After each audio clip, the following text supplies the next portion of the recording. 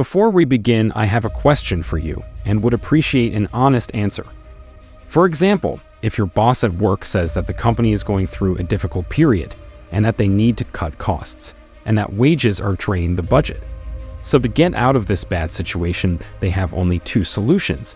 The first is that the wages of all employees should be reduced by 30%, meaning that the one whose yearly salary is $80,000 becomes only $56,000.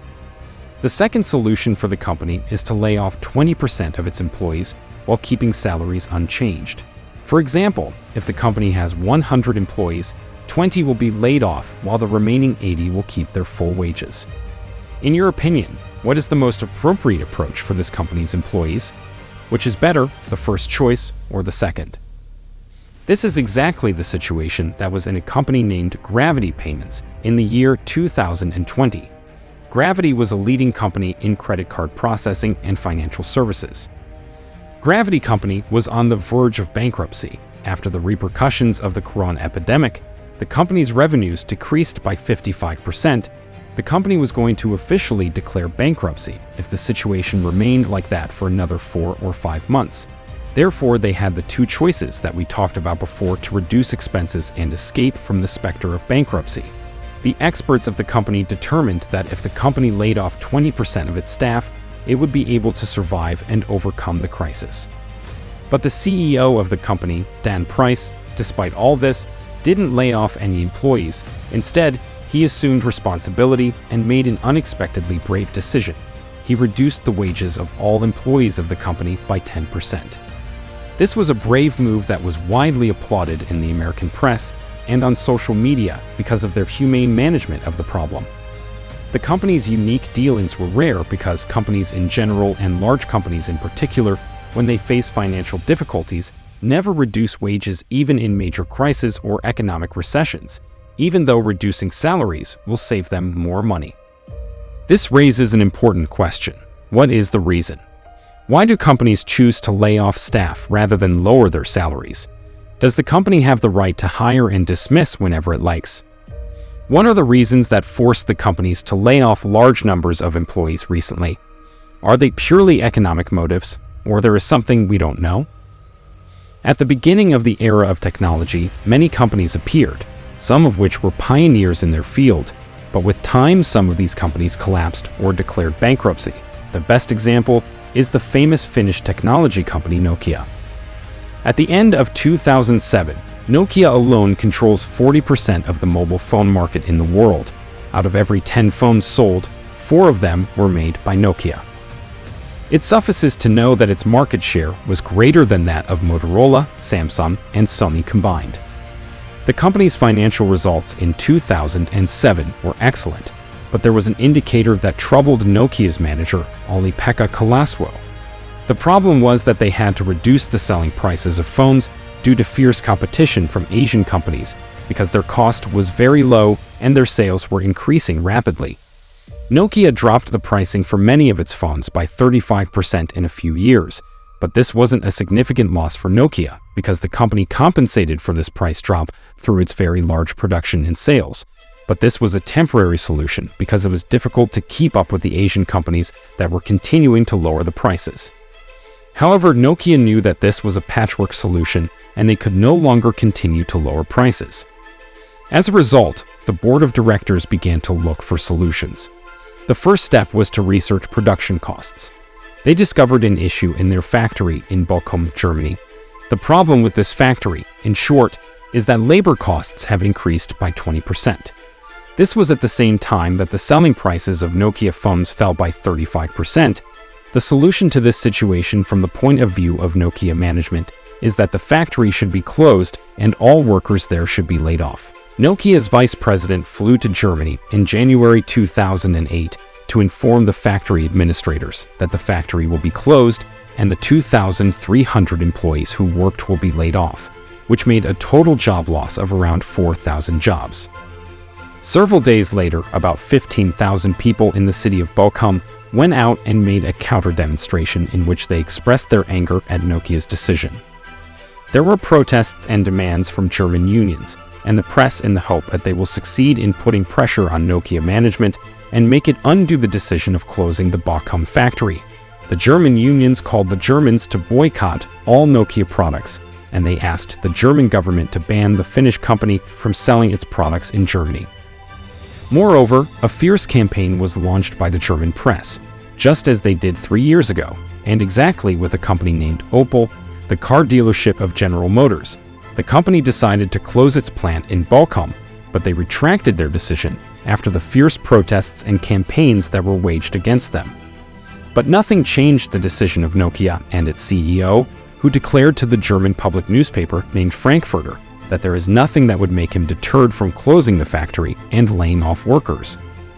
The man said simply that this factory is responsible for 23% of Nokia's workforce expenses, and it produces only 6% of the company's total production. However, Nokia finally closed the Bochum factory and laid off the 2,300 employees who worked in it, and transferred its production operations to Romania due to the cheap labor there. Even the closing of the Bochum facility was costly. Nokia spent approximately 200 million euros on demobilization. Nokia's reputation was severely impacted by this event and the way it dealt with its employees. We all believe that Nokia could have reduced labor expenses in ways other than layoffs, such as lowering worker salaries at the Bochum facility instead of dismissing everyone. So, why did Nokia decide to lay off employees instead of cutting salaries, as the company Gravity Payments did? The year 1999. It was a watershed year in answering this question, and let me explain this point to you. Most economists believe in the Keynesian theory, which says that prices and wages are not flexible, meaning that when an economic recession occurs, accordingly, corporate profits decrease, wages do not move in the same direction, meaning they do not decrease. There are several explanations for this. Some economists have said that companies are afraid of labor unions when they come to reducing salaries. On the other hand, John Maynard Keynes, the owner of the theory, had a different interpretation, saying that when companies reduce the salaries of employees, the employees will start to compare themselves with the salaries of people who work in other companies in the same field, and at that time some of them may leave the job and go to competing companies for a better salary. Of course, these remain just theories and nothing is absolute, and here comes the role of the man in front of you on the screen. Truman Bewley, a professor of economics at Yale University, Bewley said that in order to know if companies will act in this way, we simply have to ask the stakeholders themselves. On this basis, the man went on to interview more than 300 businessmen, company executives, labor union leaders, recruiters, and unemployment counselors who were employed in the northeastern United States during the recession that the country experienced in the early 1990s. And in the year 1999, Bewley has published a summary of all his efforts in his brilliant book, Why Don't Wages Fall During a Recession? In the beginning, he tried to test the validity of the prevailing theories about the reason for the stability of wages during the recession, some of which I mentioned to you a short while ago. The result, in fact, was shocking to the theory that unions are the reason wages have not fallen. Bewley said most American companies do not have labor unions at all. Secondly, even companies that have labor unions, when you look closely, you will discover that the first opposition to reducing employee wages is the administration, not unions. According to Professor Bewley, the main reason why companies or employers, in general, despise decreasing employees' salaries, particularly their base salary, is that they literally dislike it. They believe that this movement has a negative impact on their morale, and that if it persists, it would result in difficulties such as low productivity, excessive employee turnover, and the loss of the best competencies. For example, the manager of a restaurant that has 30 workers told Bewley that by reducing the wages of any worker, the worker will consider the move as a punishment, even if the reduction is for all employees. He will also consider it an insult, and he will get upset, and his morale will be affected. Therefore, this may make him conspire against the restaurant. Here we ask a question: where is the problem?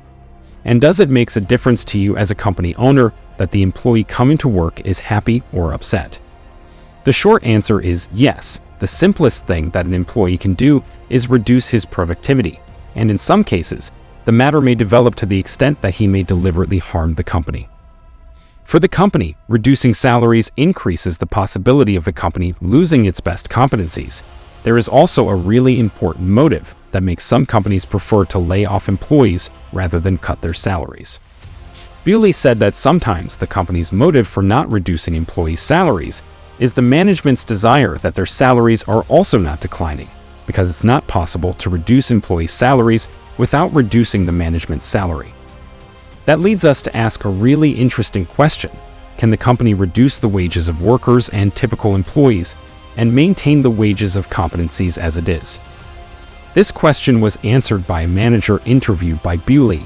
He said that if a company does so, the rest of the employees in the company will feel injustice and inequality, and this will also cause great problems.